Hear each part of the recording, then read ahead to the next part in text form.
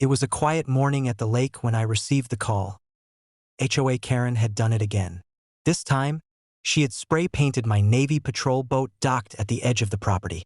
The audacity of it was staggering. The boat was fully operational, registered, and protected under federal maritime regulations. She didn't just cross a line, she obliterated it. Grandpa and I rushed down to the dock, the water reflecting the early sunlight as we approached. The boat's hull had been defaced with bright, obnoxious graffiti, a chaotic mess of colors and letters spelling out her name along with some unflattering accusations. "She really doesn't learn, does she?" Grandpa muttered, examining the damage with a practiced eye. I clenched my fists but kept my voice calm. "No, she doesn't. But she's about to learn the cost of crossing me, or my family." We inspected the dock thoroughly. Despite the graffiti, there was no structural damage. The boat was unharmed, thanks to Grandpa's foresight in reinforcing it with tamper-proof coatings. The cameras had captured the entire incident, every step Karen had taken, and her fingerprints were all over the spray paint can, evidence that would make her liability undeniable. I immediately called the HOA office. "Your president has vandalized federal and private property," I said firmly. "We have full video evidence, timestamps, and documentation. You will address this immediately, or this will escalate legally." Karen didn't know it yet, but her actions had triggered a chain reaction. Grandpa had already contacted a restoration team specialized in removing graffiti from sensitive maritime equipment. By the time Karen would be informed of the legal notices, the boat would be pristine, completely restored, and the entire HOA board would have formal documentation of her misconduct. By late morning, the boat was sparkling under the sun, as if nothing had ever happened.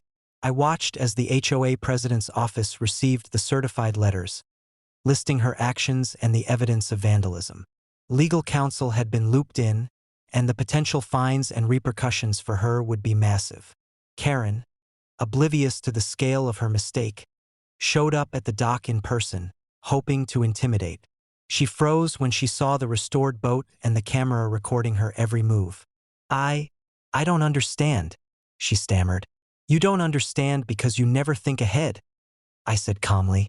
"You destroyed property you had no right to touch, and it's documented. Any further action on your part will be met with legal consequences and federal oversight. Your vandalism is a serious crime." Grandpa leaned against the dock railing, watching Karen flounder. "Some people think a little chaos gives them power," he said.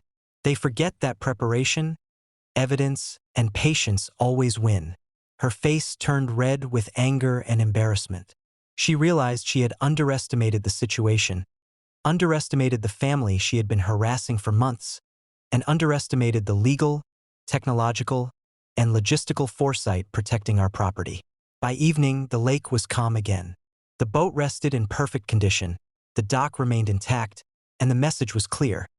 HOA Karen's attempts at intimidation, vandalism, or harassment were futile. Every move she made had consequences, and every inch of the property was monitored, documented, and legally protected. Jake joined us on the dock, nodding toward the restored boat. "They'll think twice before touching anything here again," he said. Grandpa smiled faintly, tipping his hat toward the horizon. "Some lessons are learned the hard way," he said, "but they stick." I watched the sunlight glint off the water, reflecting the restored boat in sharp clarity. On our property, audacity, vandalism, and arrogance had costs, and Karen had just paid a very visible one.